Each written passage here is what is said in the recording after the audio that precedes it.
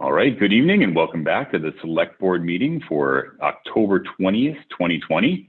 As a preliminary matter, this is Kevin Calcutt, the chair of the Norfolk Select Board.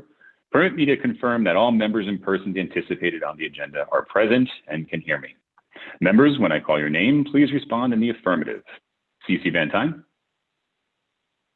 Here. Anita Mecklenburg? Here.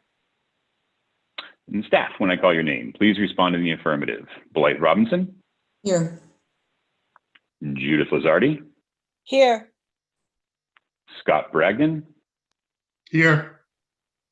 Hillary Cohen? Hillary was just here. joining in case there's any discussion when we got to the town meeting warrant, so she's probably not planning to dial in quite yet. I want to make sure I covered everybody. I am here. Thank you, Hillary. And Todd Lidmark? Here. Thank you very much. This open meeting of the Norfolk Select Board is being conducted remotely, consistent with Governor Baker's executive order of March 12, 2020, due to the current state of emergency in the Commonwealth due to the outbreak of the COVID-19 virus. In order to mitigate the transmission of the COVID-19 virus, we have been advised and directed by the Commonwealth to suspend public gatherings, and as such, the governor's order suspends the requirement of the open meeting law to have all meetings in a publicly accessible physical location. Further, all members of the public bodies are allowed and encouraged to participate remotely. The order, which you can find posted with the agenda materials for this meeting, allows public bodies to meet entirely remotely so long as reasonable public access is afforded so that the public can follow along with the deliberations of the meeting. And as always, this is being streamed and recorded, so if at all possible, please avoid sharing your screen if you don't intend to. That cannot be undone. With that, Blythe, would you mind taking us through our agenda this evening? Sure. Our first items are COVID-19 updates, followed by public comment. After that, the action items involve the police sergeant promotions, the pinning ceremony, a public meeting on the laying out of Silver Fox Road, to consider executing the warrant for the November 17th special town meeting, to then consider authorizing the chair to execute 2 grant applications, one for our second expenses related to CARES funding for the COVID-19 outbreak, and a second to apply for a FEMA grant for hazard mitigation. And the final item is to consider appointment of Timothy Martin from associate member to full member of the planning board.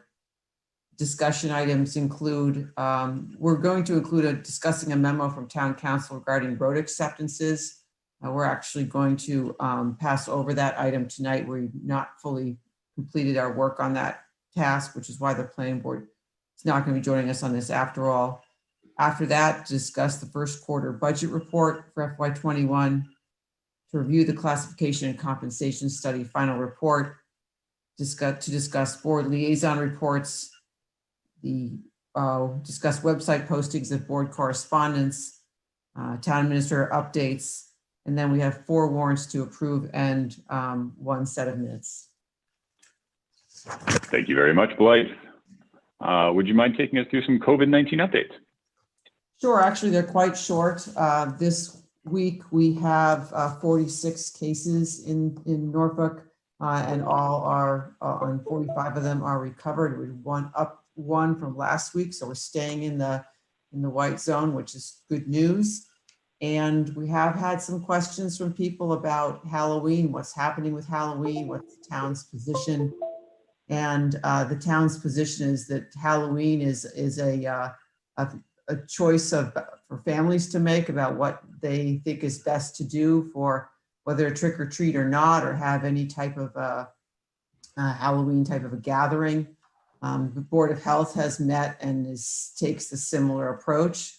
So we did put on our website, they're on the home page, some tips that have been put out there following the CDC's guidance, and our advice to everybody is just plan safe activities. Take a look at those, make your own family decisions. But since it's not a town organized event, we're not in any way planning to cancel Halloween. So just want to make sure that I made everyone aware of that. So those are my updates. Thank you very much, Blythe. And one thing I've been seeing as well is that neighborhoods have been organizing within themselves as far as what they can do internally for what everybody feels comfortable with and whatnot. So that's good to see as well, that people are organizing within themselves. And does anybody have any questions for Blythe related to our COVID-19 updates? Cece, I think I saw a head shake. Anita? Nope, nothing on that end. All right, thank you very much, Blythe. Our next item on the agenda this evening is our public comment period. This is the point during our meeting in which anybody in attendance may take a few minutes to share with the board or town administrator any item or question that falls within the scope of those two bodies. We ask that you please keep that within around 3 minutes. And if you could please state your name and address before sharing. If you would like to share, I ask that you please use the raise hand function located by hitting the participants button on the bottom of your toolbar. And we'll call you in the order that we see you come up. With that, we do have one hand raised. Mr. Haddad, go right ahead, sir. Good evening, Kevin. How are you?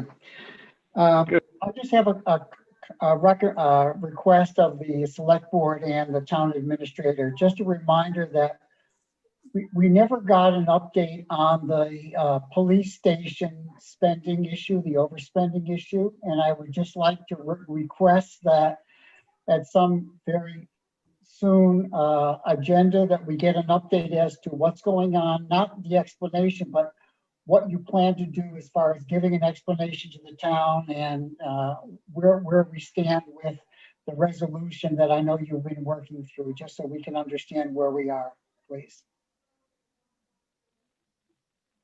Absolutely. Blythe, is there anything we wanted to share just high level at this point before we get into the nitty gritty of the moving forward plans? Yes, so we have reached a resolution with the architect on the project. And so the next step, and I've already started outlining it, is a PowerPoint presentation to hold at an upcoming meeting. I think we're thinking actually it's an important enough topic to have a separate meeting just dedicated to that, to walk through the history of the project, what issues came up, what went well, what the outcome is, what the lessons were that we learned, to have that full vetting. So we haven't picked a date for that, but we should do that soon. Thanks, Blythe. And I think it's worth mentioning as well that this resolution came days ago, Blythe, right? We just, yeah, in the last 10 days, I think. Great. Great, thank you. I look forward to seeing that presentation. Thank you. Thank you. Do we have anybody else who would like to ask a question or share this evening for public comment? If you would, please use the raise hand function now. If you are having trouble finding the raise hand function, please feel free to wave furiously at your camera. I am seeing no hands or no waves, so we will move on to our next agenda item. Our next agenda item are police sergeant promotions and pinning ceremony. I think Mr. McDonough is waving. Yeah. Where's the, I don't, I'm here for the opening of the Silver Fox piece. I just want to make sure that I make my comments when we get there. Okay. We'll be sure to open it up for that agenda item, sir. Okay, thank you. Thank you. And now we'll be moving on to our next agenda item, which are our police sergeant promotions and pinning ceremony. Blythe, would you like to give us a little bit of background? Yes, so I'm so sorry that we're not able to have this ceremony live and in person, because that's absolutely how it should be done.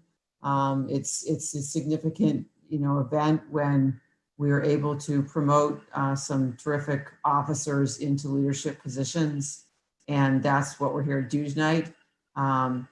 The police department has recently been through the process to promote 2 people to the position of sergeant, and they're joining us tonight to meet with you virtually and tell you a little bit about themselves and what they're looking forward to in terms of being elevated to sergeant. There's a good background in your agenda packet about that. And then once you have any questions, you're certainly welcome to answer them. And then once that's done, then each person important to them will actually pin their new badge on their uniform. That's typically what's done. So very excited that both Michelle Palladini and Jimmy Menensis are both here to be promoted to sergeant. They've worked very hard. They did very well in the promotion process. And although it was other good candidates, they're the ones that the chief would like to move up to these positions. So I will start with that and ask Scott, who was very involved in the promotion process as the HR director, to weigh in as well. So Scott, anything to add?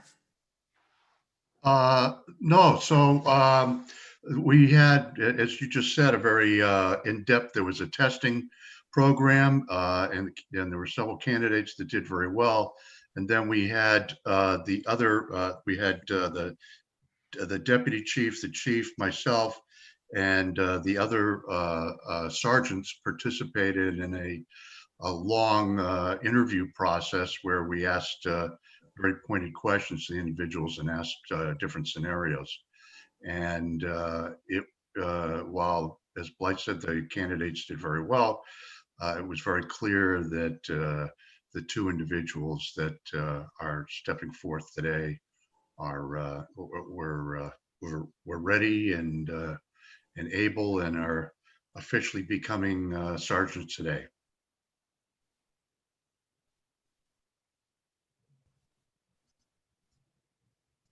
So perhaps at this point, it would be helpful to ask both Michelle and Jimmy to tell you a little bit about themselves for anyone who doesn't know them and what they're looking forward to in terms of their new position.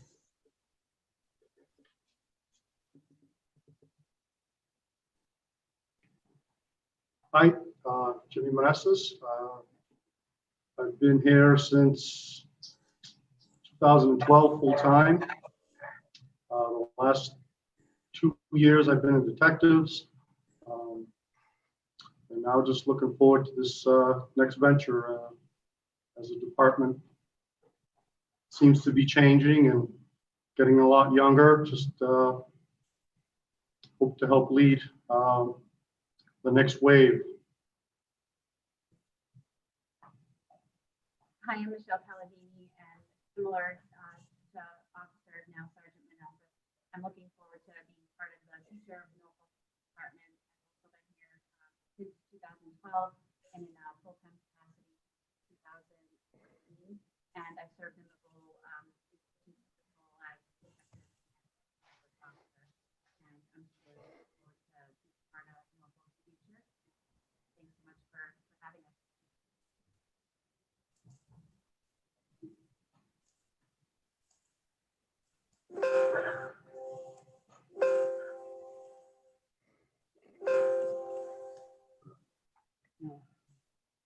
Kevin or other members of the board, would you like to ask them any questions about their new roles or about the department in general? Well, yeah, I mean, no question from my perspective. I had a little bit of a hard time hearing Michelle's outline, but I did just want to express that, you know, one of the vast downsides of this remote format is our inability to stand up, shake your hands, express our gratitude and our appreciation for everything that you do for this community, and to also express that congratulations and gratitude to your families as well and those who would be joining you for the ceremony. So I regret that we lose that aspect of this, but wanted to make sure that I really emphasized how much we do appreciate that, everything that you do for this community. Thank you. Thank you. Thank you.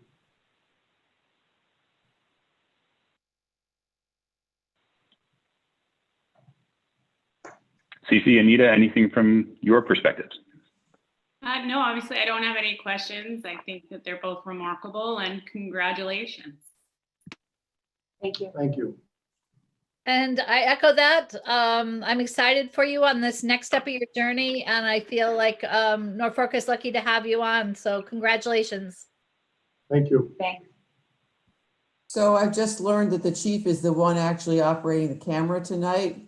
which is why he's not standing in between them, which was normally where I thought I would find him. So I was wondering, I was hoping he was okay. So he's fine. So do you guys want to move to the point of actually pinning? Sure.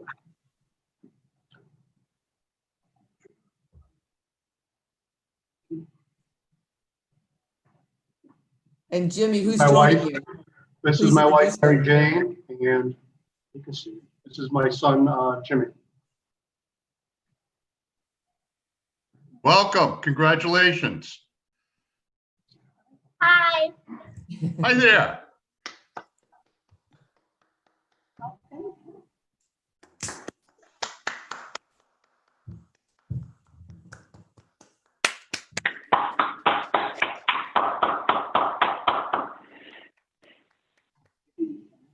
Nice job, Jimmy.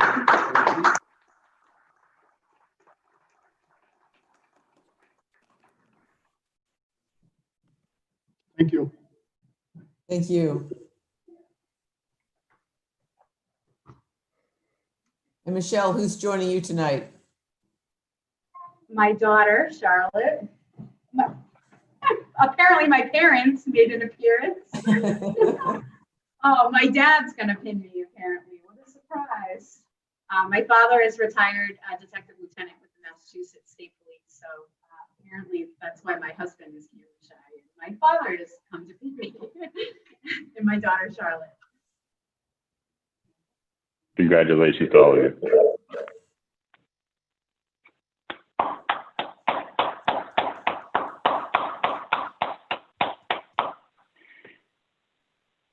Thank you.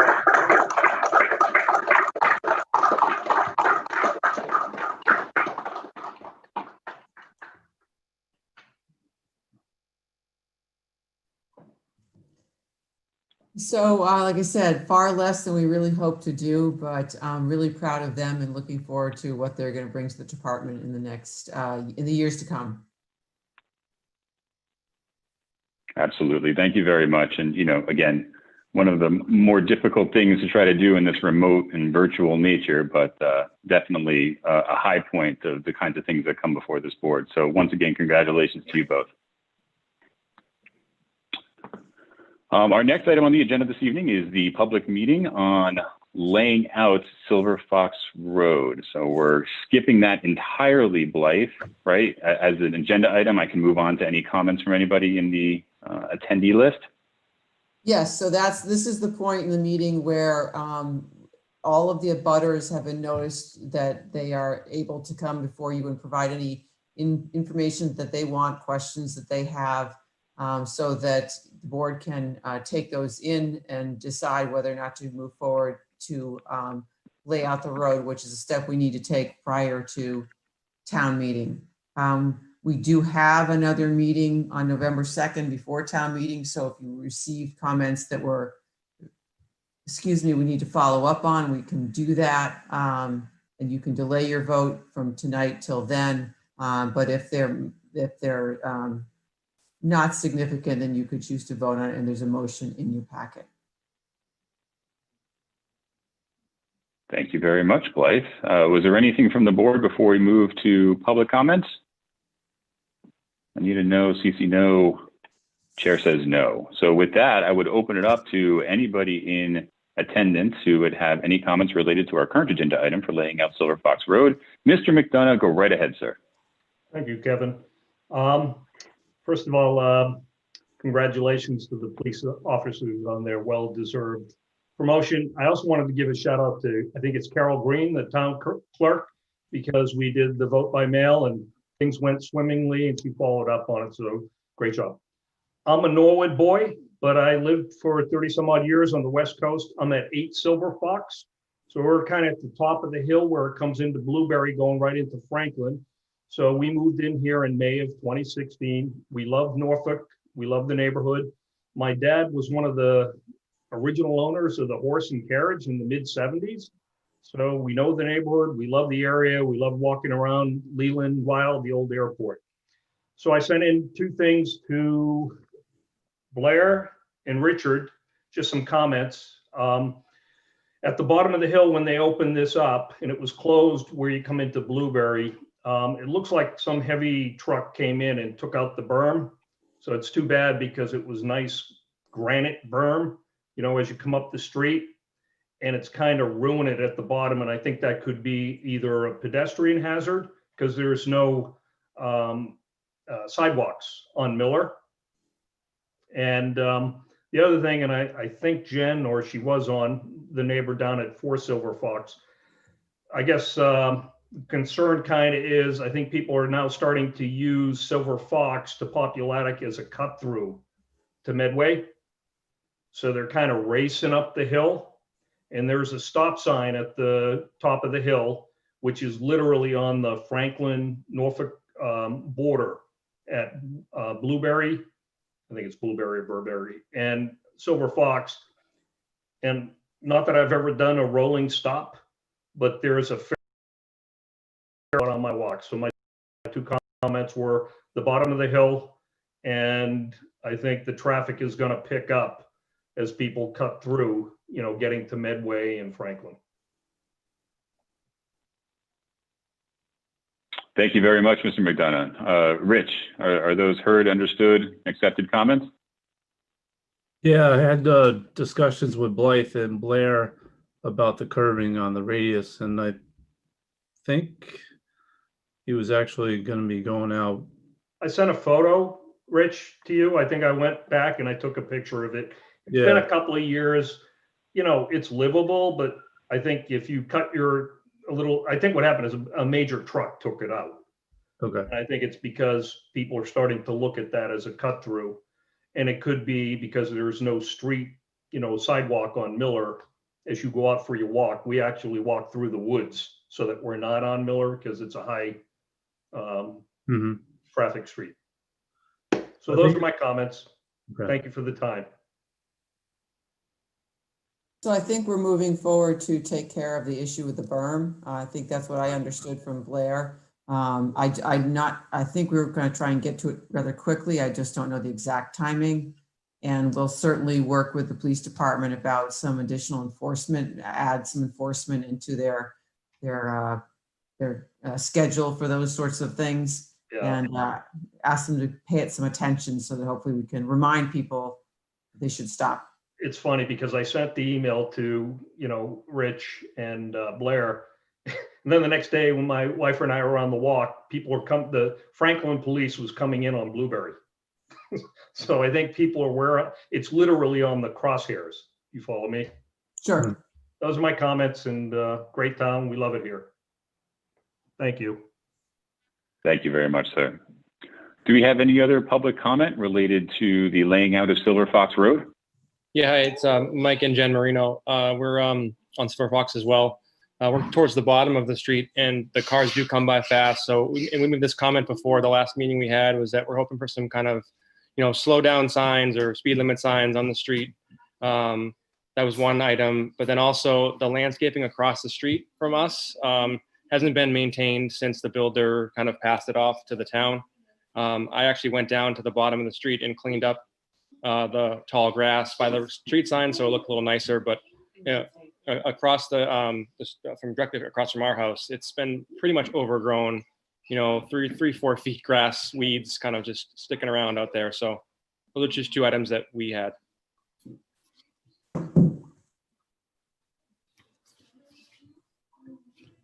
Thank you very much. Are those noted as well, Rich?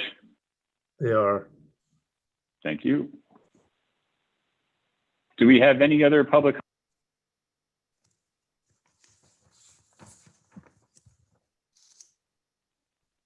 Doesn't appear that we have any more public comments. At this point, I would leave it to the favor of the board if we would like to take a vote now, or if there was any potential follow-up or feedback that we would benefit from to take a more informed vote on November 2nd.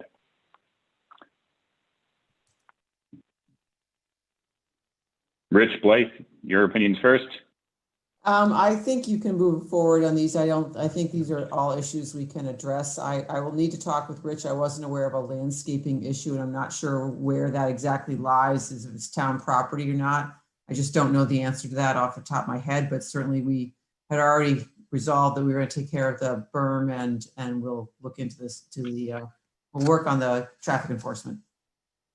So I would suggest you move forward. I don't see these as reasons why I wouldn't accept the road. Thank you, Blythe. Does anybody on the board, CC or Anita, object to taking a vote now? I'm seeing head shakes. Very well. So with that, I move that the board vote to lay out Silver Fox Road substantially in the location of the private way known as Silver Fox Road. Do I hear a second? Second. Hearing a second. Any further discussion? Hearing none, we'll do a roll call vote. Kevin Calcutt, aye. CC Van Tine, aye. Anita Mecklenburg, aye. And the vote is unanimous. Thank you so much to both residents that spoke up. We really do appreciate it. Thank you. Thank you. All right, our next item this evening is to please consider executing the warrant for the November 17th, 2020 special town meeting. Blythe, take it away, please. Yes, so it's time to address the approval of the warrant for the special town meeting that happens on November 17th. And a copy of that is in your packet. So there's a couple things I wanted to go over related to that. First of all, just to spend a little more time than we did at the last meeting going through the various articles and especially the things that we're going to spend money on. Those are important.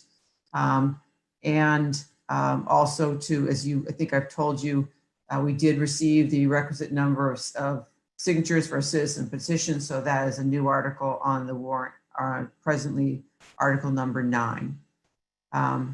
And then I've spoken with the moderator and his preference is to hold the meeting at the high school because in order to maintain social distancing, especially indoors, the cafeteria offers the most flexibility and number of people that could be accommodated. I think about 140 or 150.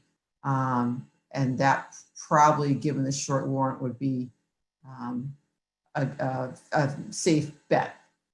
So those are the 3 things that are in play. If you're okay with it, I'll go down and spend a little bit of time on the transfers and the capital, just because we hadn't drilled into that much at the last meeting. Okay. So in your packet is a 3-page spreadsheet. The second one is related to transfers. There are 5 items that we've included here. And I should, just to tee it up, our strategy at this fall town meeting was to be very conservative in terms of how much money we spend. We'll talk a little bit later about where we are in the budget overall. Having ended the first quarter, we're doing fine this fiscal year from what we cut in the spring. And we've been fortunate to have some monies come back to us that we hadn't expected. We are receiving about $79,000 from the state in 2 grants. That is more than what they had certified to us in the spring. So that money is available to be spent. And as you also recall, we had made a promise in the spring that if we had monies come back to us that we hadn't planned on, that we would apportion them back to the departments in the school. So we plan to use those funds, and then also the money for the Regional Dispatch Center, the MEC, we did get the grant, and so the $95,000 that we budgeted in the spring, we don't need to spend on that. So that altogether provides us with about just under $275,000. In Article 1, we were planning to apportion about $165,000 of those funds to 5 different things. And a separate article, number 3, we were going to transfer back to the Norfolk schools their share of that state grant money that came back, just under about $87,000. $84,000. So overall, we have about $275,000 to spend. We're planning to spend just under $250,000. And the items for the town would be to set aside $50,000 for the third year of our federally mandated work on stormwater management, our MS4 permit that we have to do.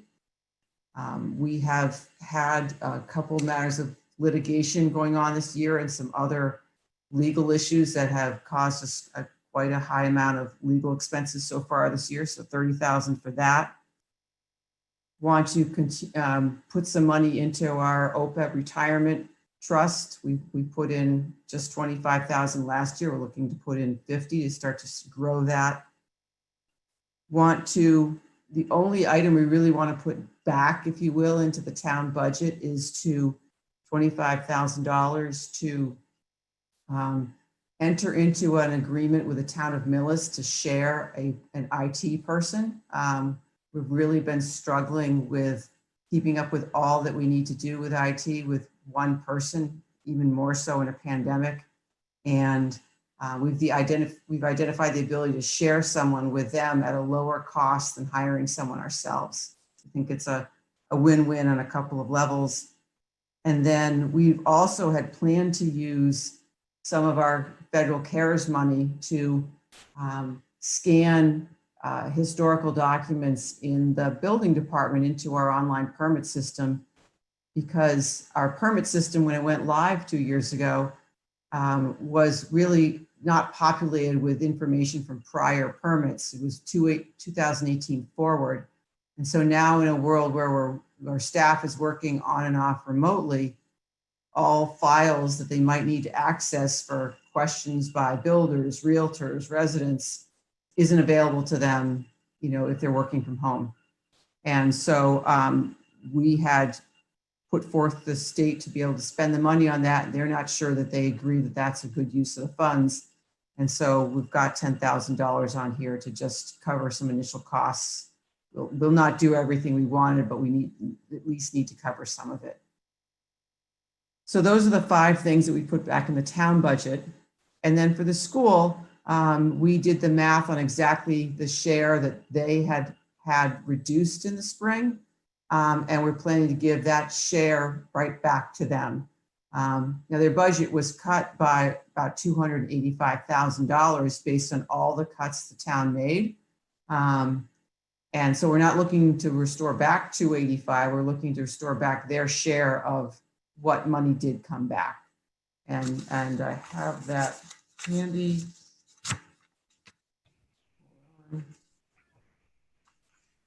So their share of the whole pot was, the percentage overall was just under 29%.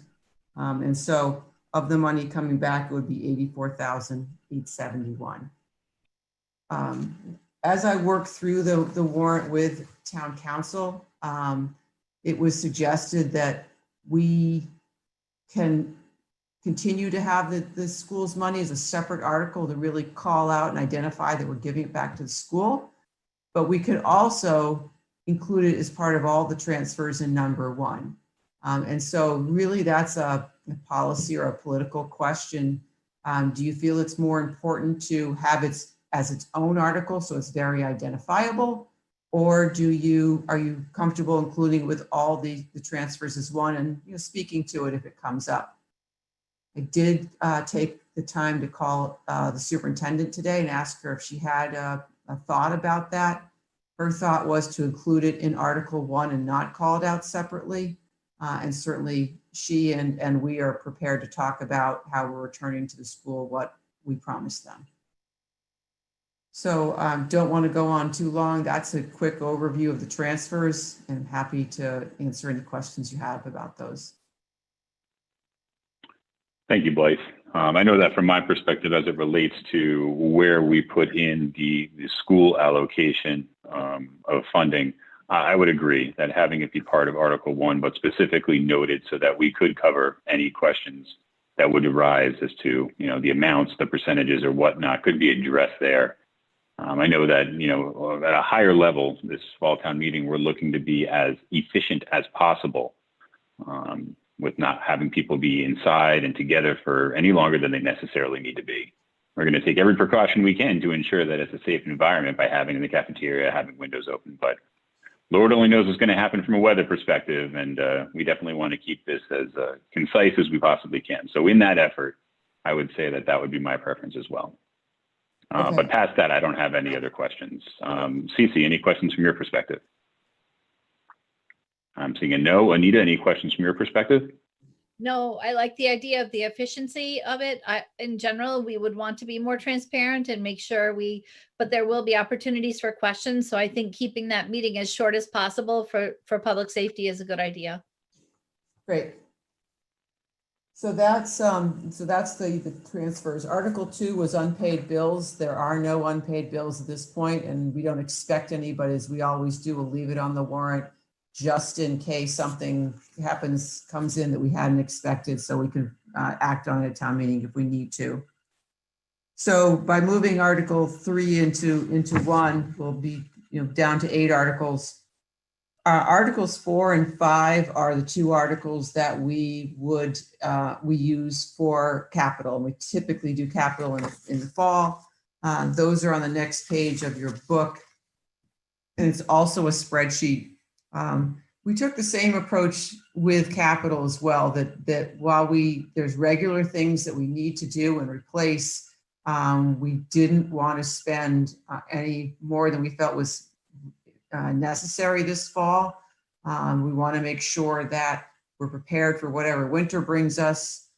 We're prepared for if the state budget is difficult in 22 and we need to have some cash on hand to be able to fund the operating budget that's right for Norfolk.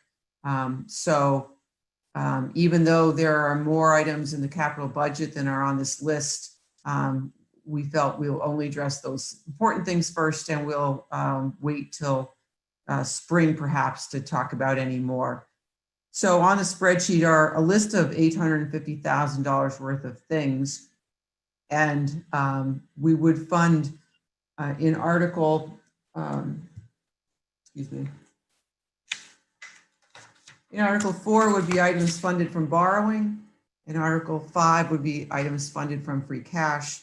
If you look at those 2 columns, they don't add up to $850,000, and that's because we made a judgment call that the jaws of life for the fire department and the replacement of the phone system that supports a number of departments could wait till the spring. So from borrowing, we're focused on the major items for public works, a 30-year-old truck, a smaller grounds truck that won't pass inspection, and an additional $100,000 for road work. These can be borrowed over either 5 or 10 years and make the most sense to do so. Todd and I spend a lot of time looking at our overall debt costs and trying to replace items, but also keep that dollar impact on the budget fairly level. So we have some underground tanks were removed a number of years ago, and that debt's being paid off this year. We're basically going to take advantage of that and then insert these other purchases so that, again, overall, it isn't a spike in the budget from one year to the next. And then the items that we pay cash for, the items that are smaller in cost, have a lesser lifespan, and aren't really something you want to borrow money for, such as cruisers, finishing off replacement of radios for police and fire, voting equipment for the town clerk that we need to have before the spring election, because we expect the census results to be out. We're going to have to buy equipment to be ready for that. Some repairs at HOD school that are necessary, and then an outdoor project to take care of the library. Maybe painting is something that seems like it can be put off, but the finished material in the library is such that when it gets bad, it's really bad. And so we're in a situation where we're going to be much more cost effective to do that work before it gets to that point than wait till it's further deteriorated. So I did include on the page the list of the page numbers from the CIP if you want to go back and review those in a little more detail, or I can answer questions about them. But that was the approach that we took for the fall. So I would tell you that we did go over these in detail advisory last week. They did vote for unanimous support on both of them. They haven't taken up the transfers yet. So any questions? Thanks, Blythe. No questions from my perspective. Cece? Anita? Great. No's all around. Okay, moving right along. What was Article 6 is committee reports. The only one I'm expecting is a short report regarding the status of the B1 committee and what they've been working on. I think that's still the case. Haven't heard about any others. Article 7, as we talked about before, is to fund from the Community Preservation Act funds the acquisition of 43 acres from the State Department of Correction abutting Pond Street. That would enable us at some date in the future to be able to build out additional recreation facilities there. No time frame when we have to do that. It's just this has been legislation that's taken quite a long time to get done, and finally has been signed by the governor, and we're able to act on it to actually complete the acquisition. There was some question by advisory last week about 8 of the acres are wetlands, so that does present some limitations on development, but overall recreation is very excited to have this finally move forward and be able to think about future planning. Thanks, Blythe. And just to clarify, I think during that advisory meeting, there were members from the Recreation Commission as well as Ann Proto to speak to that. We don't have definitive plans or outlines or ideas for what this is to be used for at this point, right? No, just some concepts. Okay. Yep. Just wanted to make sure. Thank you. Yep. It's going to be a definitely discussion point with regard to the CIP in future years about where this project falls compared to expansion of Freeman Kennedy or the fire station or anything else, roads. We're going to have to kind of prioritize that. As we talked about a little bit earlier tonight, Article 8 is the acceptance of Silver Fox Road. So I think that would be pretty straightforward. And then the last article, which will now become Article 8, is the citizens petition to amend a section of the animal regulations to allow for anyone who keeps a bird, fowl, or other animal to be able to make noise between the hours of 7 a.m. and 7 p.m. The only qualifiers are that it has to be within 150 feet of where the animal lives, and the noise must be continuous and excessive for longer than 15 minutes. So I think we received about 120 registered vote signatures on this, so it is on the warrant. I have not had a chance to speak with town council about it because it came in as we were finishing the packet Thursday. I know Hillary didn't ask her to, but she joined the call tonight in case you want to speak with her about it, or you want to take this up at the meeting on the 2nd to talk about, or if the board wants to take any position on it. I mean, certainly you don't need to. Advisory will be talking about it with the petitioner tomorrow night. I think she's scheduled to attend their meeting. Thanks, Blythe. First of all, I'd like to commend the resident for being able to get 120 signatures for a citizen's petition for fall town meeting. I don't think that's something that I've seen somebody gone down the road to do before. So well done from her perspective. To the content of the article, I do believe that we need to submit this to the AG's office to validate that this is something that would actually work, correct? Can you say that again? This is something that we need to submit to the AG's office to ensure that it would be able to be an actual bylaw if approved by town meeting. Any change to general or zoning bylaws requires both a vote of town meeting and then review and approval by the Attorney General's office. So it's conceivable that it could pass town meeting, and then there might be a reason why they would reject it, and then it would not go forward. We haven't engaged them at all about that. We haven't had a chance. We'd be able to get some insight from town council once he's had the opportunity to review. Absolutely. Yeah. Mhm. This was not, Okay. when we were looking at the full annual regulations in Article 13 and the bylaw change that we presented to you a couple meetings ago, we hadn't planned to change this one. Mhm.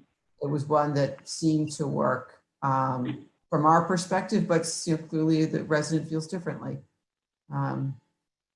What very minimal conversation I had with town council was his concern was that the state might not take a positive view on basically allowing a nuisance to be acceptable, whether the qualifiers of a range of space or length of time of the noise would make it satisfactory is hard to say. We'll have to spend some more time on that so that if the question is asked at town meeting of town council's opinion, we can give it. Great, thank you. I mean, from my perspective, if she is going to be speaking with the advisory committee tomorrow, I would put a hold on any questions that I would have to go in detail into the content of this article. And maybe if there's anything that goes unanswered, we could address them on the second. But I'll leave that to the favor of the board. Cece, Anita, your thoughts? I'm with you. It's my sense that if you, as you said before, editorial managed to get that number of signatures in order to get on the fall town meeting, absent some constitutional question, I think you get on. And so while I also would be interested to see what town council has to say, which perhaps would then end up with an amendment at town meeting, friendly or otherwise, in order to bring it in line with any law. Other than that, I think that if you get those signatures, then you have a right to present it to town meeting, and then town meeting decides. That's it. That's what I think. Thanks, Cece. Anita? I agree. And I would rather not, I guess we should let advisory board do their work, right? And consider it thoroughly, and then we'll hear what they think. And if there need to be next steps, but I agree, they've earned the right to be on the warrant. Thanks, Anita.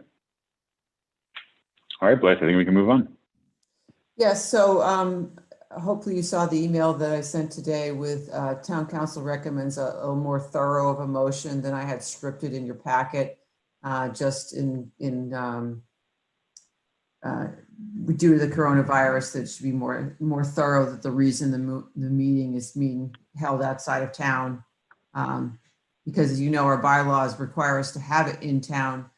However, when the state passed legislation on this spring, they did allow for towns to have meetings elsewhere until the emergency's over. So we had to get a court order in the spring because the law hadn't passed. Now it has, and so we just simply need to take a vote as to why we're holding it outside of town. I have it in front of me if you need me to read it, or perhaps someone has it. Nope, I have it in front of me as well. But before we make a motion, I will open it up to anybody in attendance. If they have any questions or comments related to the warrant for fall town meeting, please use the raise hand function at this time. I am seeing no hands, and so with that, I would move that the board execute the warrant for the special town meeting to be held on November 17th, 2020, and further, in order to address the disruptions caused by the 2019 novel coronavirus and the governor's declaration of a state of emergency, the board, in consultation with the town moderator, has chosen to hold town meeting at the King Philip High School in Rentham after having determined that it is not possible to adequately conduct town meeting in a location within the geographic limits of the town in a manner that ensures health and safety of the participants. That was the correct one, right? Okay, good. Yep, we have a second. Do we have any further discussion? I am hearing none. We'll do a roll call vote. Kevin Calcutt, aye. CC Van Tine, aye. Anita Mecklenburg, aye.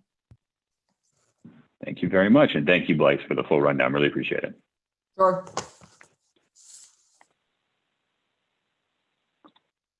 Let me do a little bit of scrolling here.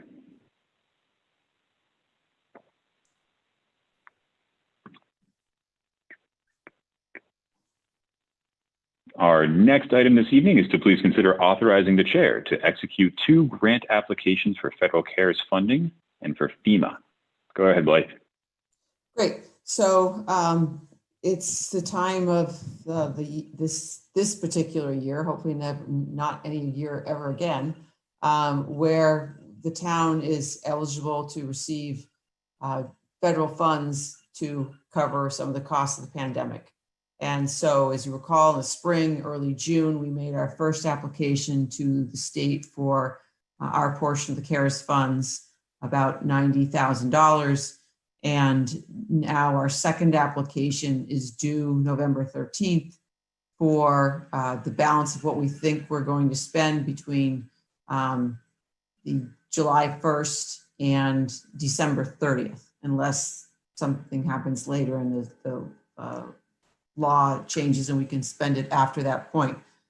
So in your packet is a very thorough spreadsheet from Todd, which breaks down what we spent and received in the first request for late March through the end of June, our second request from July 1st to the end of September, and then the other costs that we expect to incur for ourselves, as well as our share of King Philip's Regional District's costs, and air purifiers for our school buildings and some technology.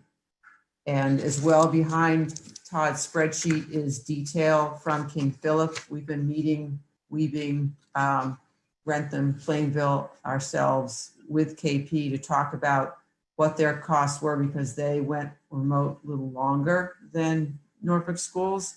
So there is a breakdown in an email about all of their expenses, what grants they've received, and then what share each community is going to have of the pie based on our enrollment. Our share is just under 34%, and that dollar amount to us is $118,650. So overall, just go quickly from the top, we had expenses of about $193,000 by the end of June. And we received $49,700 from the state, and waiting for the balance of that from them, as well as $102,000 and some change from FEMA. And then from then to September 30th, a further $308,000 of various costs. The state portion is $237,000. FEMA is approximately just under $72,000. And then the additional costs, which will all be CARES money, is $302,000 for our purchases. King Philip, air purifiers of $95,000, and we are charging various technologies that we need for the way we work now to the CARES grant as well. So that's a very high overview. Happy to take any questions, and then I know Todd's on the call if you'd like. I know he knows every number on both sides of decimal point, so he can answer those as well for you if you'd like. Well, I also know that Mr. Lindmark keeps a don't give too much information policy unless you're asked. So I'll open it up to the board if anybody has any questions for Blythe or Todd related to the CARES and FEMA funding. Seeing a no from Cece, a no from Anita. I can't have there be no questions. So one of the things that I remember getting back was that there was an inquiry as to if the KP school system had received any support from the contributing towns. And I know that you had just outlined that there was a breakdown and appropriate funding from each of the towns based on enrollment, but I just want to be crystal clear and confirm that anything that was requested from the schools was addressed and accommodated for by the partner towns, correct? Mhm. Okay, Yes. just wanted to be crystal clear about that. Thank you. Yep. I don't have any other questions from my end. So we will want you to vote on that. I don't know if you want to take that one up first, or you want to talk about the FEMA grant first and then do both motions together. Yeah, let's talk about FEMA and do both together, please. So FEMA has a different grant program. They have for a number of years funded grants to develop what's called hazard mitigation plans. And they strongly encourage every community to have one to identify what hazards it has in the community that should be mitigated to avoid, if you have some type of a catastrophe or a weather event, most likely a hurricane, a tornado, a bad windstorm that would the community that you know what you need to do to mitigate those hazards. And once you have a plan, it's usually valid for 5 years, and it allows you to then turn around and apply for other grants to actually mitigate the hazards. So Norfolk did have a plan. In 2011, the town submitted one. It was approved. It was good for 5 years. 2016 came and went, and for some reason it wasn't updated and it lapsed. So that's not great, but in the intervening years, some of FEMA's rules and procedures have changed. And so it's actually not a bad time to reapply and get, they'll pay 75% of the cost to develop a new plan. So the due date for the actual initial statement of interest was last week. They informed me that I could apply for it and let them know that we would take up the actual approval for the chair of the board to sign it at this meeting. We won't hear probably for a couple of months, but we will have a 25% share to pay if we do get it. We can use a combination of staff time and cash contribution. I think the plans that the Regional Planning Agency have been doing for a number of communities have come in at the cost of around $20,000. So the share is going to be small. And I think it's a very worthy use of town money to make sure that we can, like I said, access other money to actually address the hazards. So that's the background on that. Thank you very much, Blythe. Cece, Anita, any questions from your perspective? No, none for me.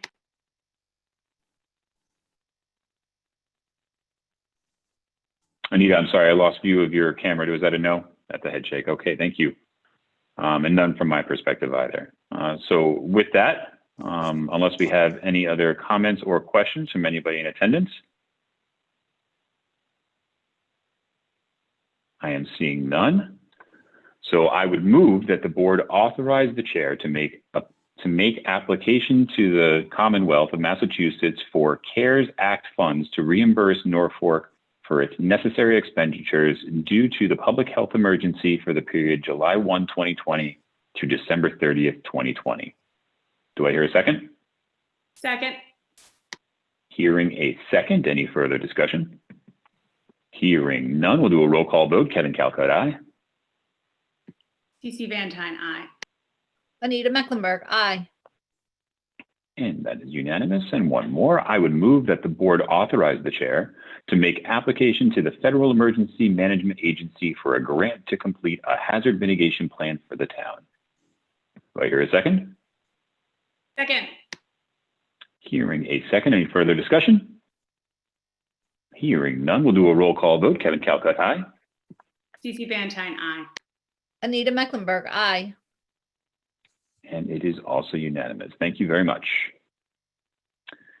Our next item this evening is to please consider the appointment of Timothy Martin from associate member to full member of the Zoning Board of Appeals with a term expiring on June 30th, 2023. Blythe, any background you'd like to share? Sure. So the ZBA has had a resignation in one of the members who has relocated out of town, Devin Howe. Very sad to see him go and thank him for his service. And so it would be very helpful to the ZBA's work to elevate one of the associate members to a full member. And that's the action that the chair, Mr. Wieters, asked us to take tonight. He has requested that the board promote Timothy Martin for that position to full member. And that's what's in your packet. And the reason for the term expiring 2023 is he would take over the term that Mr. Howe has vacated.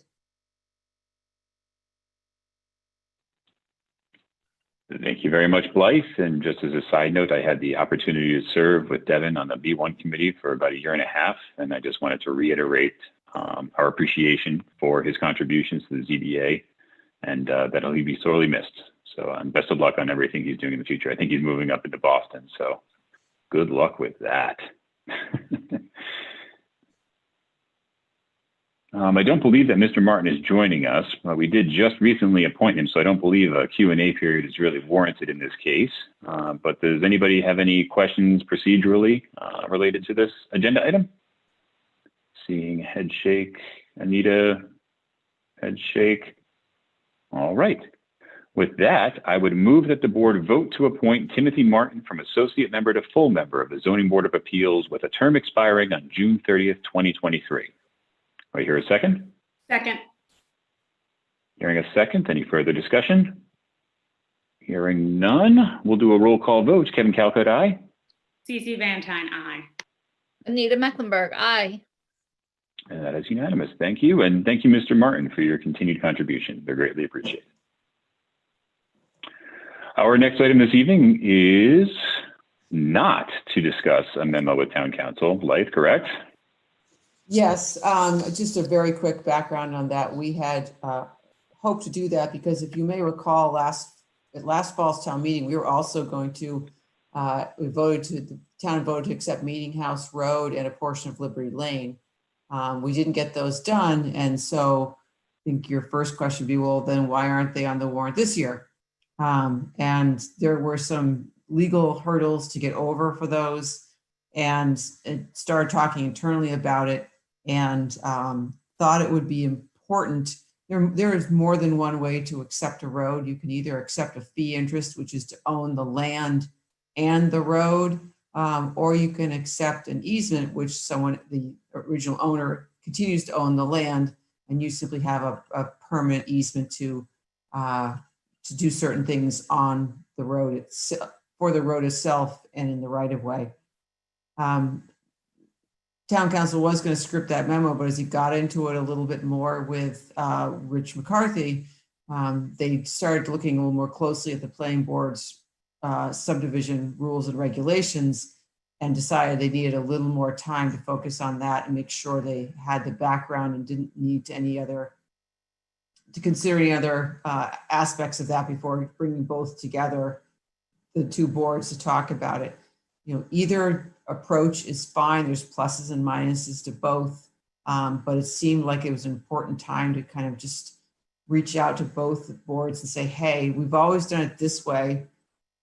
Just because we have doesn't mean we'd have to do it that way forever. Do you have a preference of one over the other? So we wanted to educate and then decide if we're going to change process before we go ahead with those road acceptances again or any others.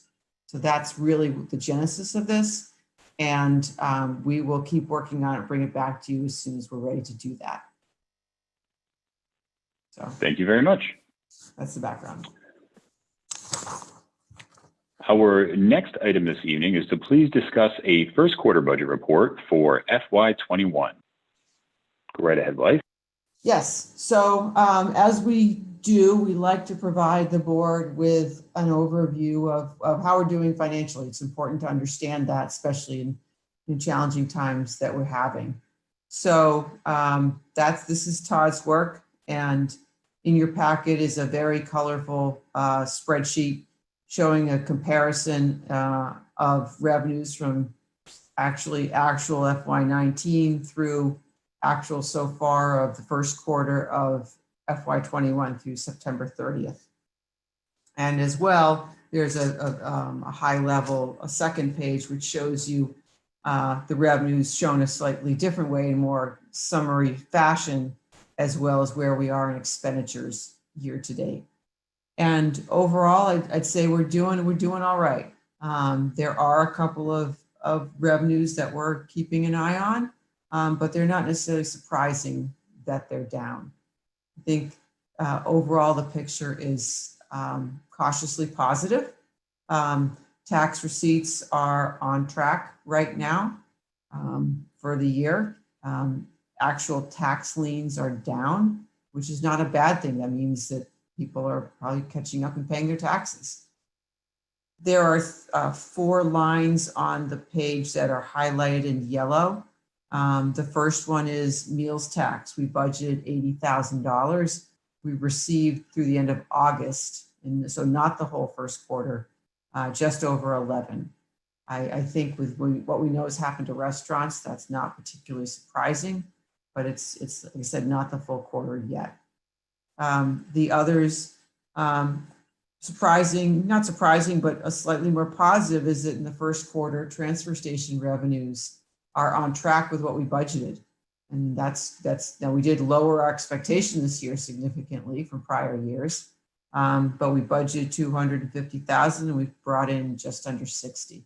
So I understand that we've been making sure that people have their decals coming through the gate. We've been selling a few in the last few weeks, and we're making good progress there.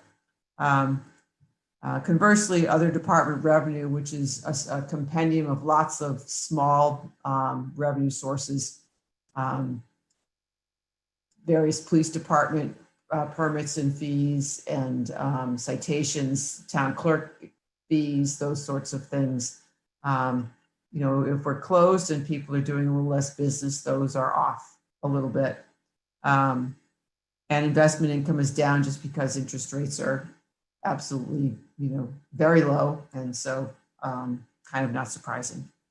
Other things, we're seeing a good revenue stream in building permits. The building department is very busy. I think one of the inspectors had 35 permits open right now, which is very high. People are doing a lot of work. So what in the early part of the pandemic thought that was going to be really off is absolutely not. So puts and takes. Overall, our assessments from the state are not as high as they were expected to be. I learned on a call today that the latest estimates actually show actual numbers for charter school enrollments, and so it wasn't as significant as we expected. So that's good news. However, our overall new growth was off by about the same amount this was, so they kind of cancel each other out. So like I said, overall, I'd say we're cautiously optimistic. You know, there's tax bills continue to go out, people continue to pay them. Excise tax is one we'll be watching in the late winter, because those bills go out in February, and see how that is. But not overly concerned at this point, which is a good place to be. And then on the expense side of the picture, we're actually under budget right now by almost $490,000 to what you might think we would be at this time of the year. Most of the departments or the areas of government are fairly on track. You'd expect to spend about 25% of your budget in one quarter of the year. If you look at public safety and say, you know, culture and recreation, they're right on track. So is public safety. The only area that's really down is DPW, and we did hold off on some hiring to make sure we were going to be in a safe place. And they said there's just some bills that haven't come in yet. They've done line striping. We haven't seen the bill yet.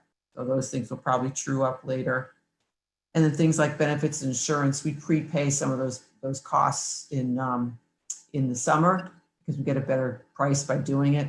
And so that may look overspent, but it will even out as the year goes on. So on the expenditure side of the page, also, we're being very cautious, very careful, and I think it shows. So that's, like I said, a very high overview. We are going to dig into transfer station a little bit more and bring that back to you in terms of expenses versus revenues. But right now, thinking we're a little more closer on track to what we budgeted than we have been in past years. So I know Thank you, Todd's Blake. on the call. Do you have any specific questions beyond what I've gone over with you? I don't think I have any questions from my perspective. Well, but I will say that this view that was provided that gave us the actual versus projected outline was incredibly helpful to identify where we're trending.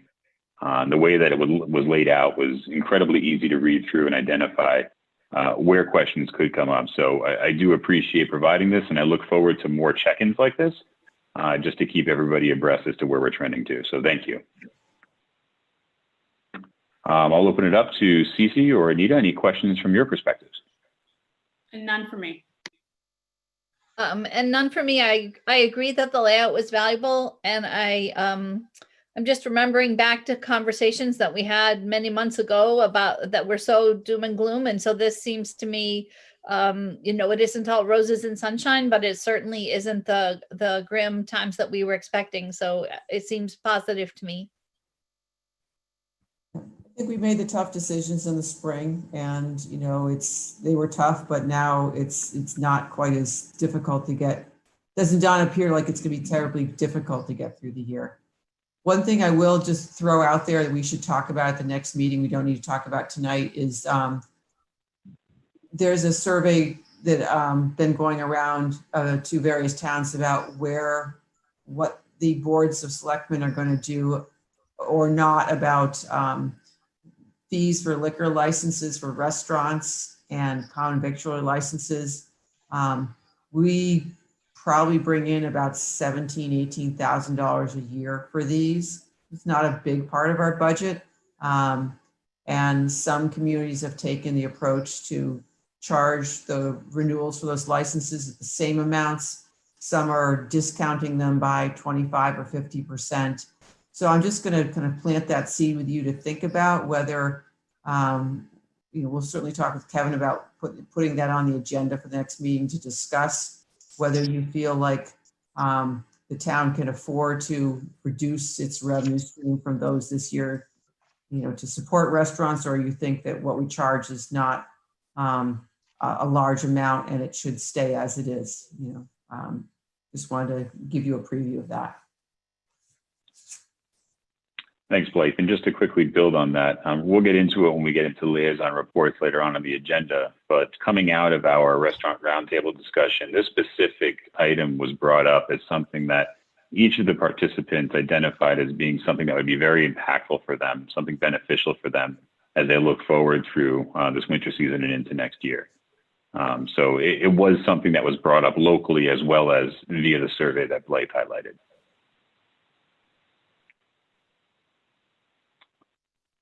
Do we have, I feel like Todd is really missing out on his time in the spotlight tonight. Todd, is there anything that you'd like to add? No, I think Blythe covered it all pretty much in the summary there. Again, we're tracking good. I don't see really anything of significance to be of concern at this point.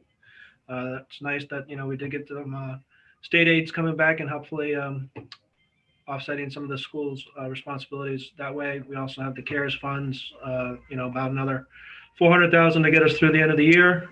So again, I don't anticipate anything unless something comes out of the left side. I think we're okay.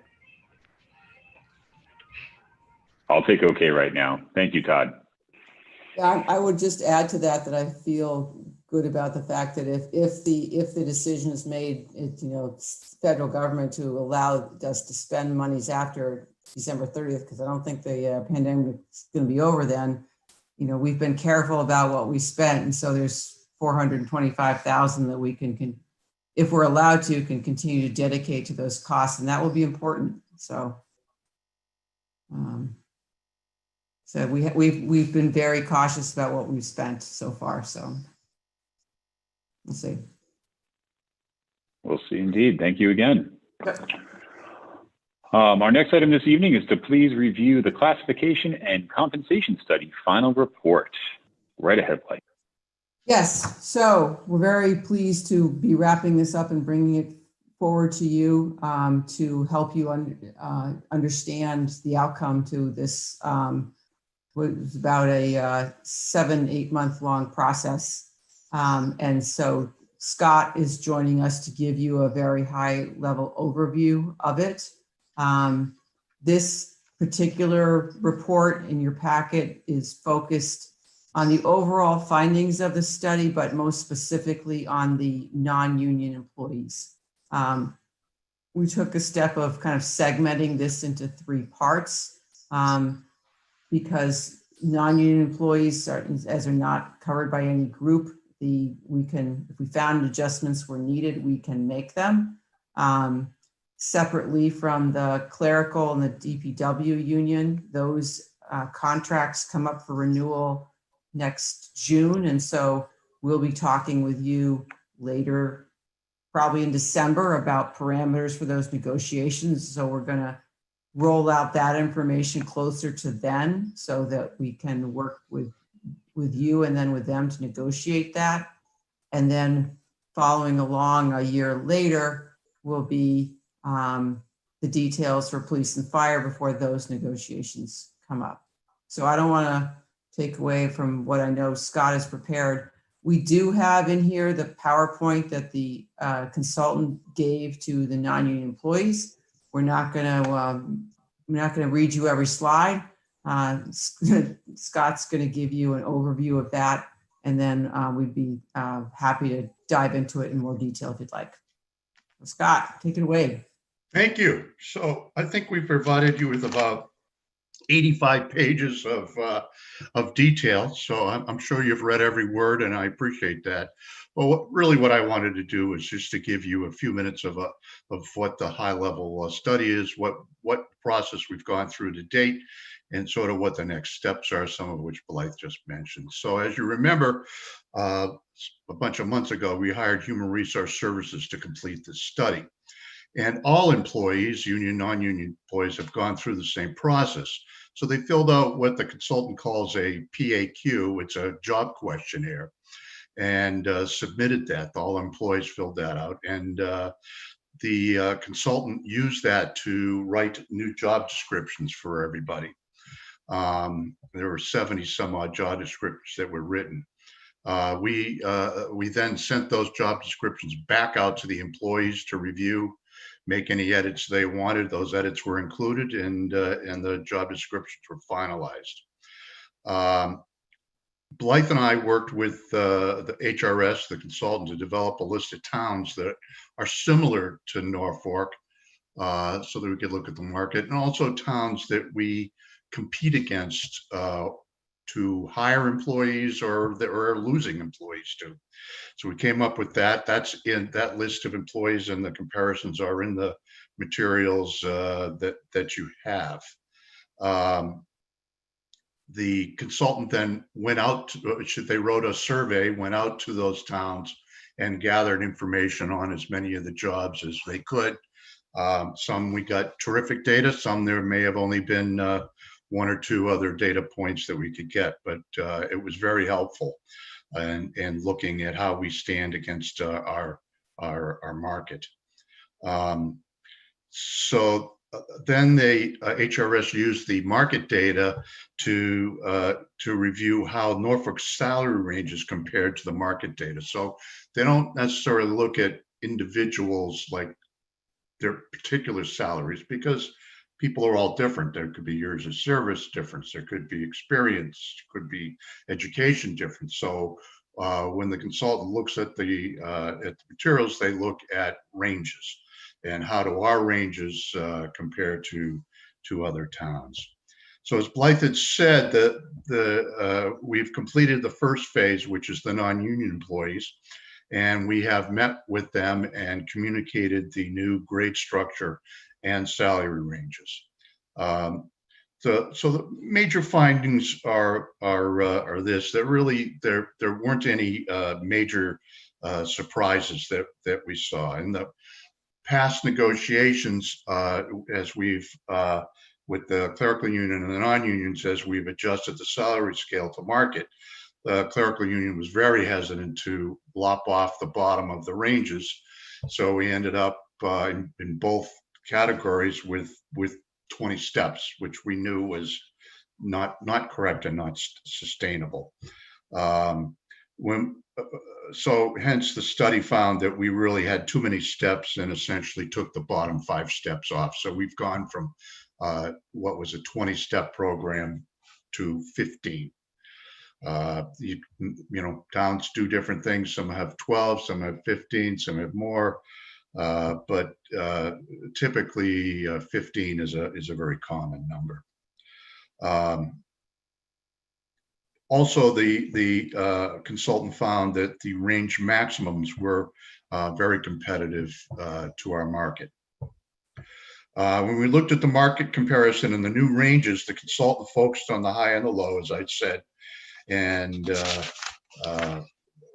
that comparison is on there. And as I said, our lows were too low because we had too many steps, and the highs were consistent with the market in most cases. So in the 15-step program, each step is about 2.5% difference, goes up about 2.5% for each. And while as you go up in the salary ranges, the numbers get a little bigger. The percent increase from top to bottom is about the same in all of them, which is about 12.5% over 15 steps, so that they would be consistent and no one was going to be adversely affected by having these steps.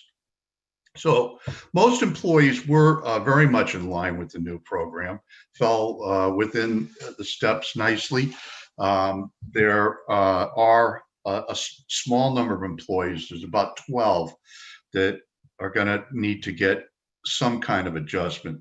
We haven't communicated those specifics to the employees yet, but we'll do so shortly after this meeting.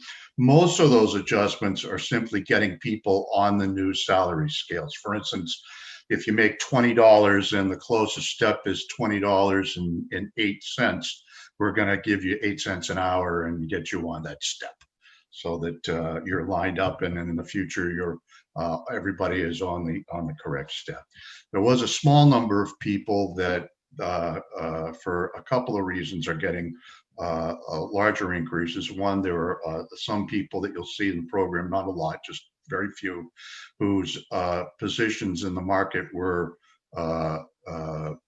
much highly graded, and the PAQs and the job descriptions and the process they go through showed that. So there are a couple, in one in the library, a couple others that will receive larger increases. The other thing that we needed to be careful of, and to be ensure that we were in compliance with the state's new Fair Pay Act, and these increases that I'm talking about specifically bring us in line with that law. The cost for 2021 is about $13,000 for these adjustments that we're talking about.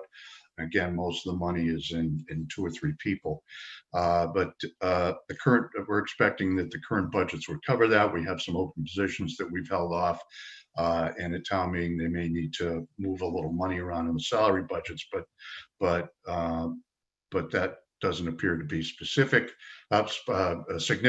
and we expect to be able to cover that in the current budgets.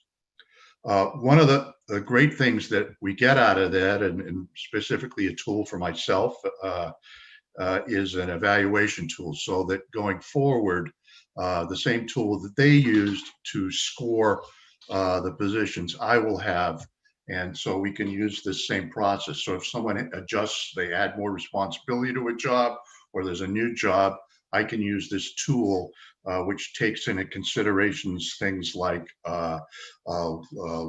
breadth of responsibility, number of employees, risk. If they make a mistake, how big is that risk, and what could that across the town.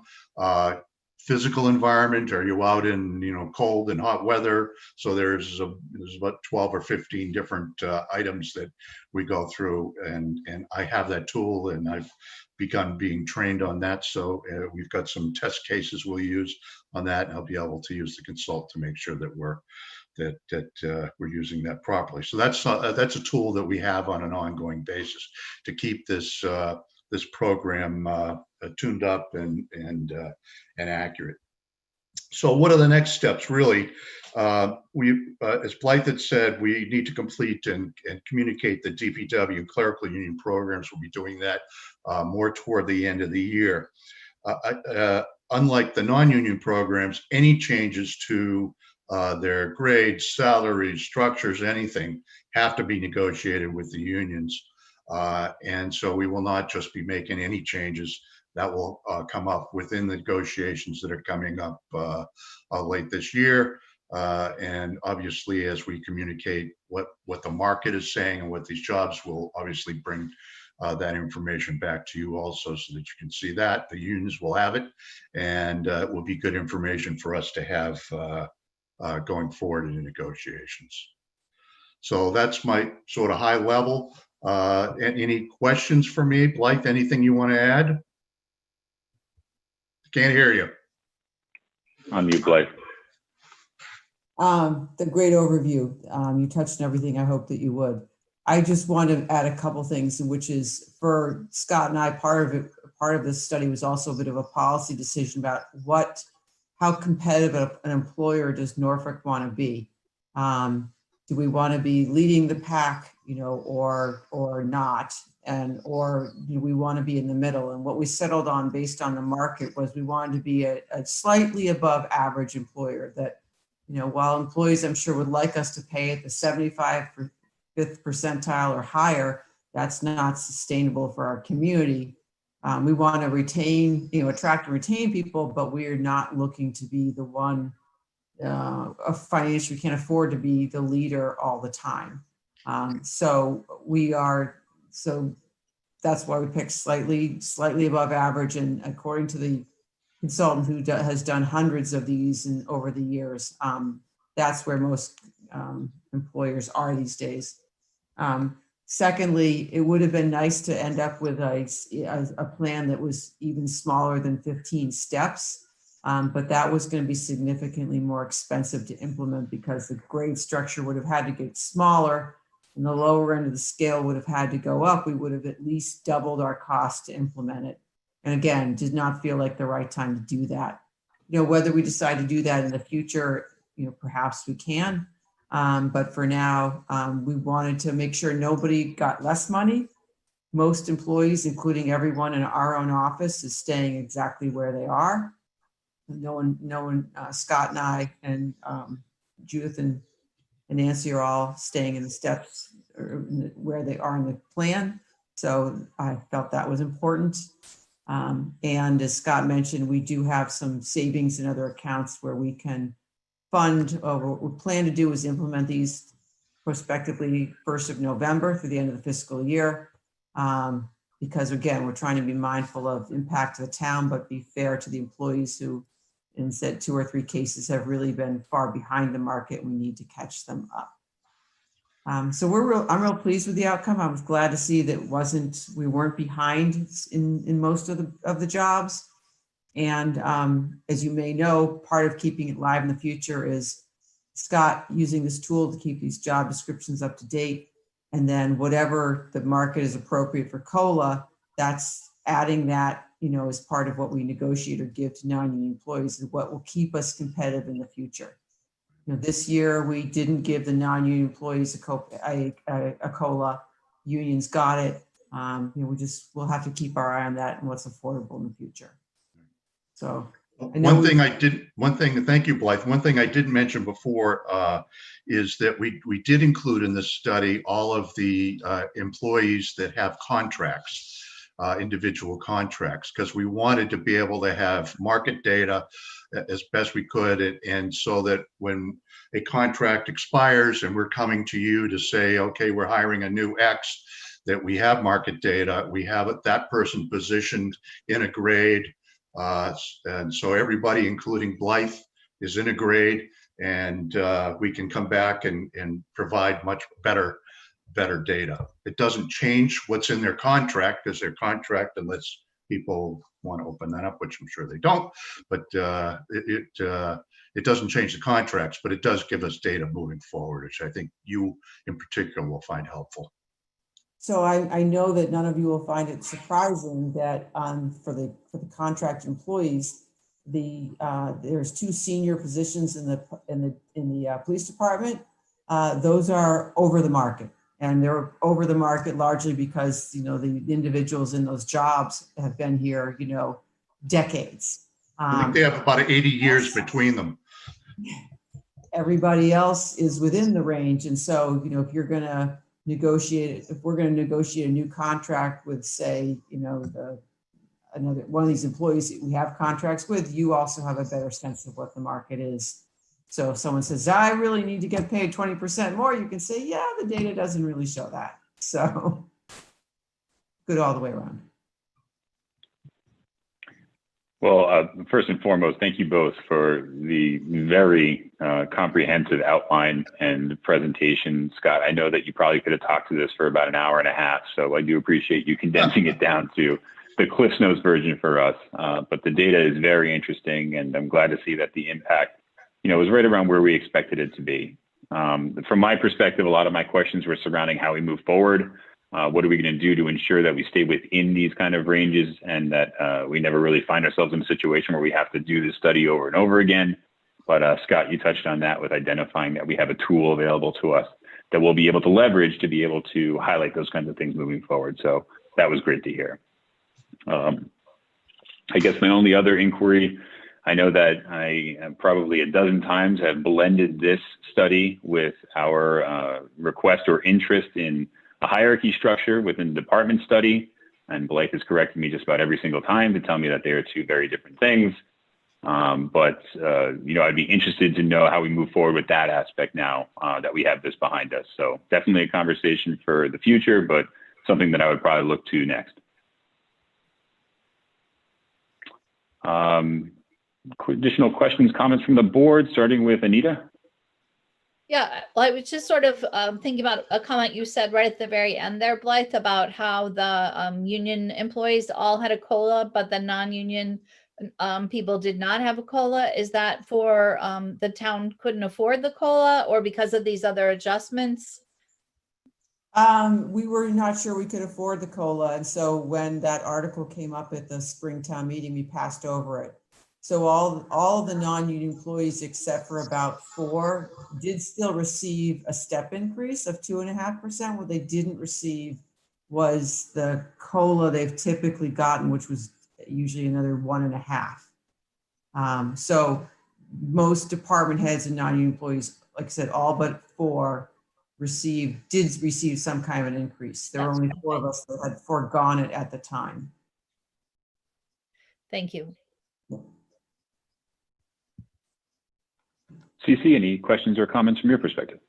No, not at this time. Sort of to echo your point, I'd sort of been writing down questions, and then it would get answered, and then I would write down another question, and then it would get answered. I do think that going forward, I'm going to want to revisit some of this. I was sort of mindful, as I was listening to Scott talk, I wasn't hearing a lot of how this was saving money. I was hearing a lot about how we were identifying places where we could spend more money. And that's, as you all know, not my favorite thing in the whole world. But then Blythe kind of highlighted an opportunity. I will enjoy seeing more about that. But again, for the time being, I don't have any questions. Yeah, I would just make one thought on that. And that is that, if one of the 2 positions that we did find were really out of sync, I think there's a hidden cost too. If those people decide to leave, we would most likely need to hire someone at a price we would have paid them, and then go through the time and effort to be without the position for a while. Hire, train, get them up to speed, and there's probably some loss there in doing that. And we will still have spent the same money and lost maybe an employee that we valued. So it's just good to just, right size and check. And then I say this was never about, and to some employees' disappointment, this was never about how do we give everybody a raise. This was about making sure that we were a fair employer, and if there was a couple of adjustments to make, we made them. After that, it's job descriptions are all up to date and in compliance with the law, and ability to keep this up to date in the future.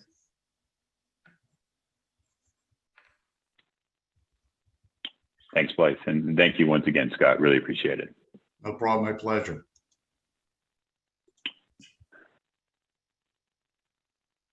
I would open it up to anybody in attendance for any questions or comments related to the current agenda item. If anybody has a comment or question, please use the raise hand function. I am seeing none, so we'll be moving on to our next item this evening. Our next agenda item is to please discuss board liaison reports.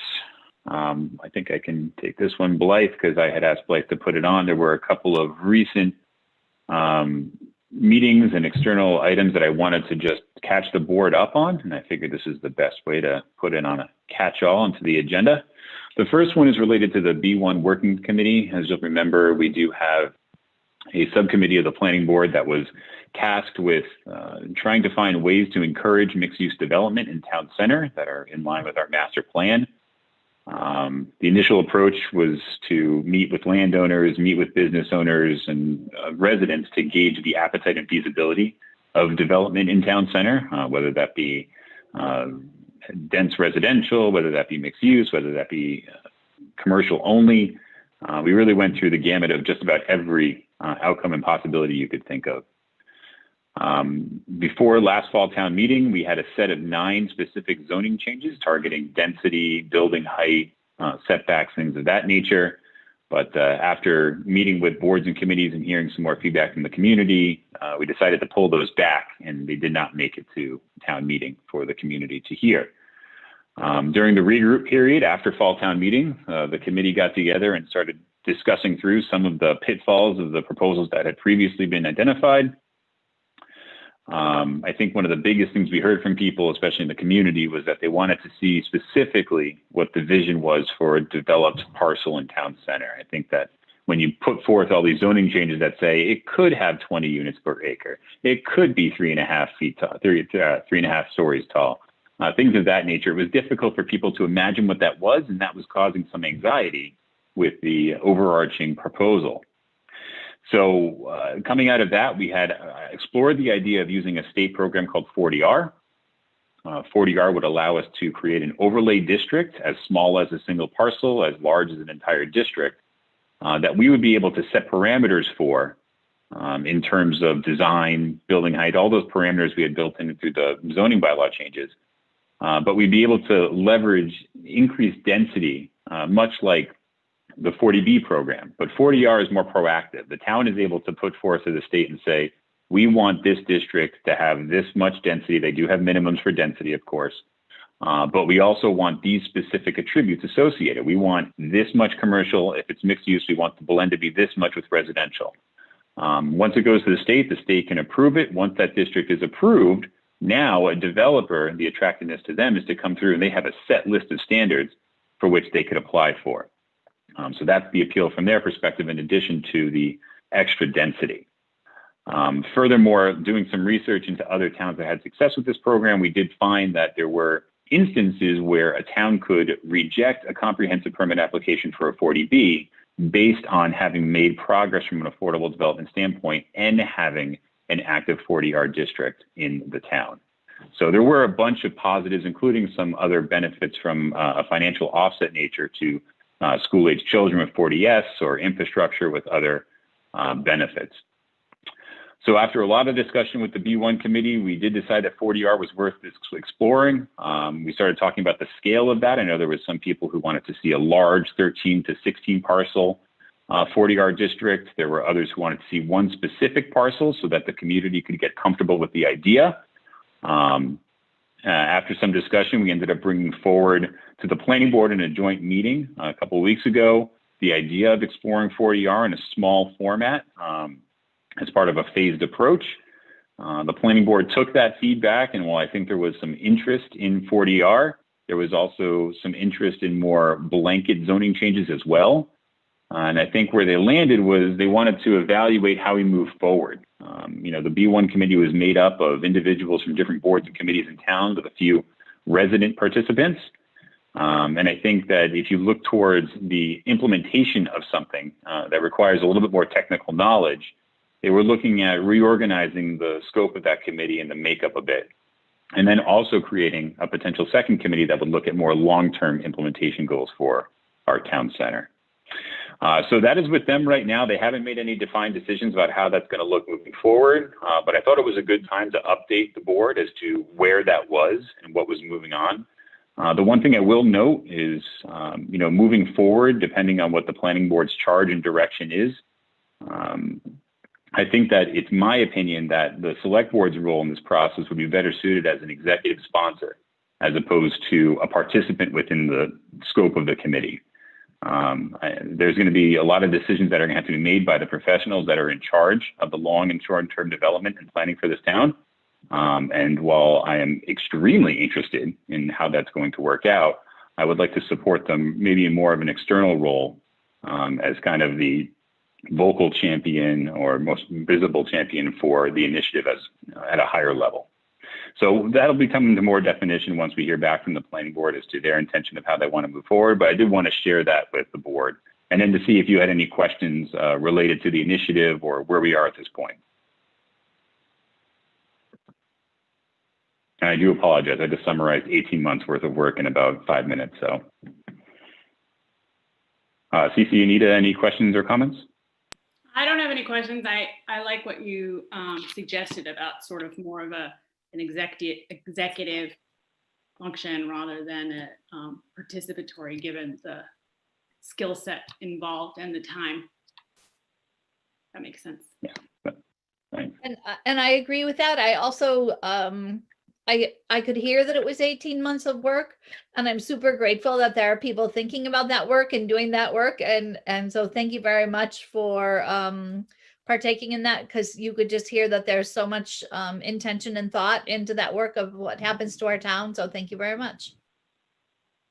You're very welcome. And you're absolutely right. The range of expectations in our community are very far reaching in terms of some who want the green space to remain there for all of days. And then it goes all the way down to those who are looking for, our dense affordable housing woes to be solved in a place that's closest to our transit.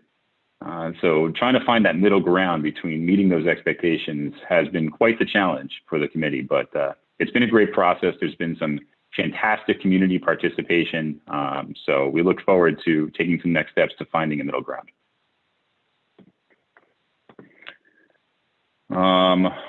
My other liaison report was related to our restaurant roundtable. At our last meeting, we had voted to, or not really voted, but identified that we would host a small roundtable discussion with local restaurant owners to talk through some of their challenges and the difficulties that they're facing amidst the pandemic restrictions that are currently in place.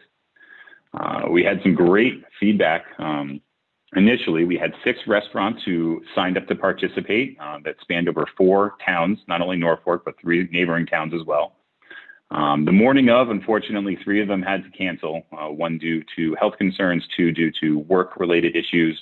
But we still did execute the roundtable discussion with Blythe, with Jeff Johnson, a select board member from Plainville, and with 3 restaurants, the Eagle Brook in Norfolk, the Gavel in Rentham, and the Chieftain in Plainville.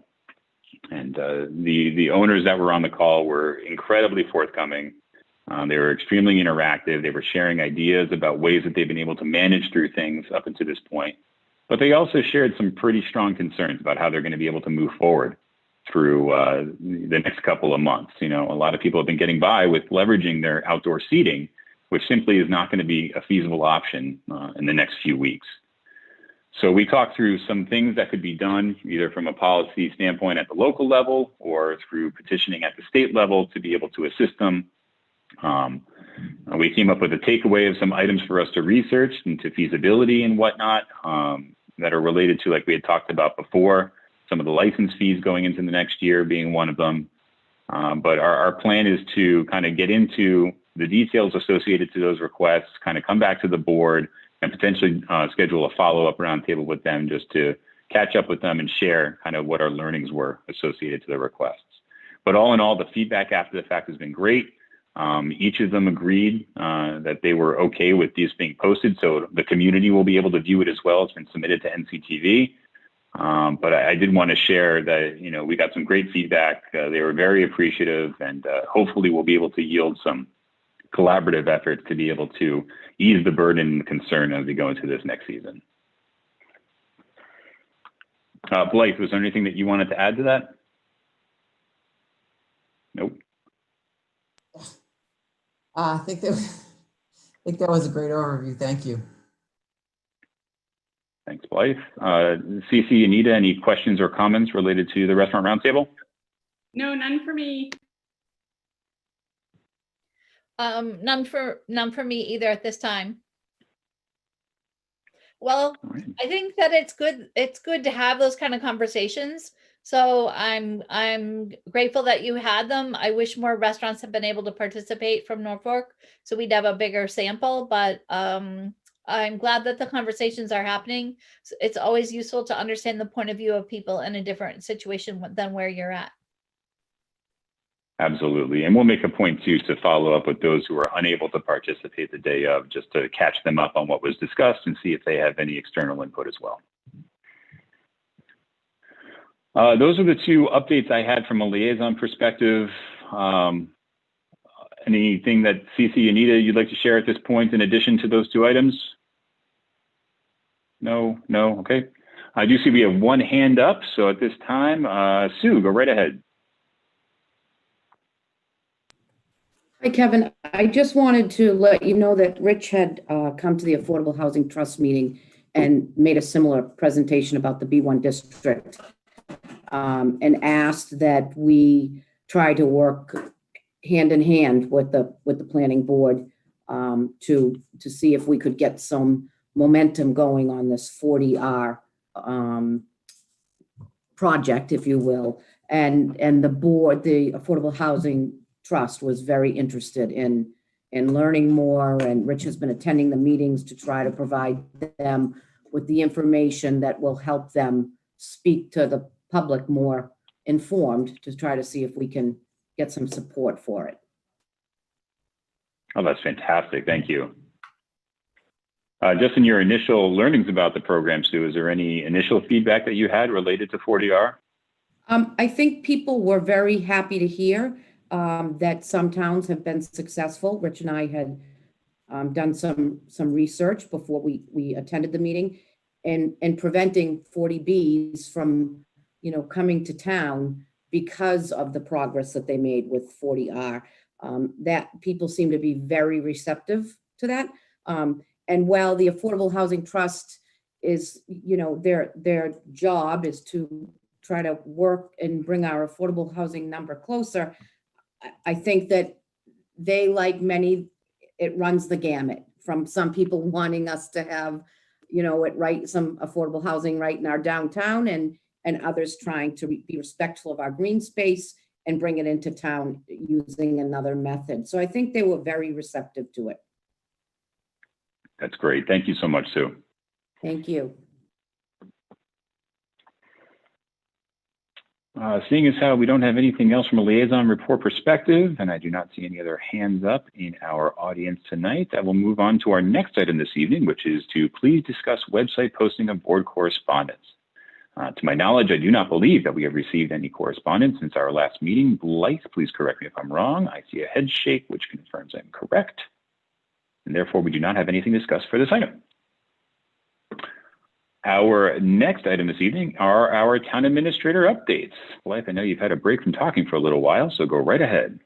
Just three quick things. One, I think everyone is well aware that it's election time. It's early voting. It's voting by mail. It's thinking about voting on election day. So we are, when I last talked to Carol, I'm sure my numbers are a little bit out of date.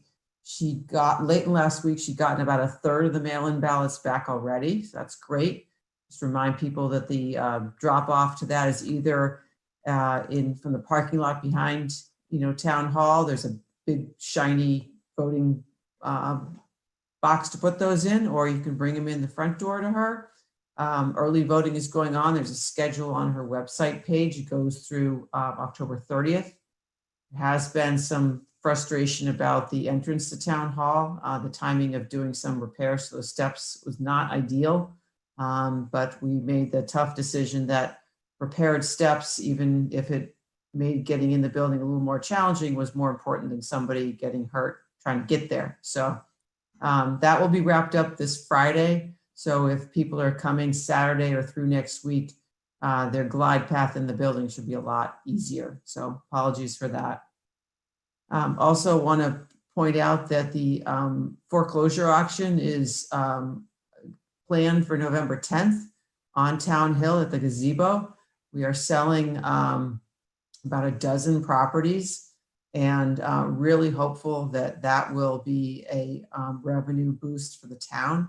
There's one single family house that's for sale, and a few other properties that we've taken extra steps to do title work and perk tests so that they are pretty well determined to be buildable lots, and hopeful that that will bring out some buyers. So it's going to be a live auction outdoors. Hopefully the weather's kind. So if you've got time, come down to it. I'll certainly be there, and we'll see how that does. And then lastly, a little difficult news in that wind, rain, event we had over a week ago. Part of our salt shed roof peeled off. And so we submitted an insurance claim. They came out to look at it today. Our salt shed is about 30 years old, maybe in real years, but in salt shed years, it seems much older than that. It is in very poor shape, not really the type that you try to actually fix. We are waiting to see what the insurance company will provide us as a credit towards replacing it, because really fixing it is going to be quite the challenge. So just a heads up that we hope to wait till a couple of years to replace it. We may be in a situation where we need to do it sooner than that. And what we'll do is take the monies that we'll receive from the insurance settlement and some of our own. We'll probably need to address it in the spring. So disappointing news, but give us time to do our homework to figure out the most cost-effective way to resolve that, because right now it's full of about 800 tons of salt for this winter. So we want to get by, get through, and figure out what we do next. So just heads up on that. So those are my updates. Thanks, Blythe. I'm not sure anybody had salt shed roof on their list of priorities for next year's funding, but it is what it is. I'll open it up to the board for any questions or comments related to Blythe's town administrator updates. CC, anything from your perspective? No. Thank you, Anita. Seeing a head shake. Thank you very much, Blythe. Our next item this evening is to please approve some warrants. Once again, we have a consolidated motion here for all of them. So with that, I would move that if you want, Kevin, I promise. It's going to take some time for me to adjust to this. Just let me call it out in a public forum. Maybe 2 or 3 more times I'll be accustomed to it. I would move that the board approve 4 warrants for the period October 6, 2020 to October 13th, 2020, as printed on the agenda for this meeting. Do I hear a second? Second. Hearing a second, any further discussion? Hearing none, we'll do a roll call vote. Kevin Calcutt, aye. CC Van Tine, aye. Anita Mecklenburg, aye.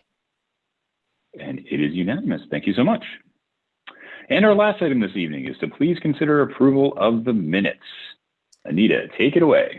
I move that the board vote to approve the minutes of the October 6, 2020 regular meeting. Second, Hearing a second, any further discussion? Hearing none, we'll do a roll call vote. Kevin Calcutt, aye. CC Van Tine, aye. Anita Mecklenburg, aye. And it is unanimous. Thank you. Well, that does it for our agenda this evening. Blythe, anything else to add? Just that we decided to meet on Monday of the week after next, the 2nd, so that we don't conflict with the presidential election night. So just if you can mark that on your calendars. Got a robust list of topics already, so important to have the meeting. Yep, absolutely. Thank you, Blythe. Cece, anything else? Nope, nothing else. Anita? No, thank you. Very good. Well, in that case, as Blythe had mentioned, our next meeting will be on November 2nd. It will be on a Monday just because we are trying to avoid an overlap with the election.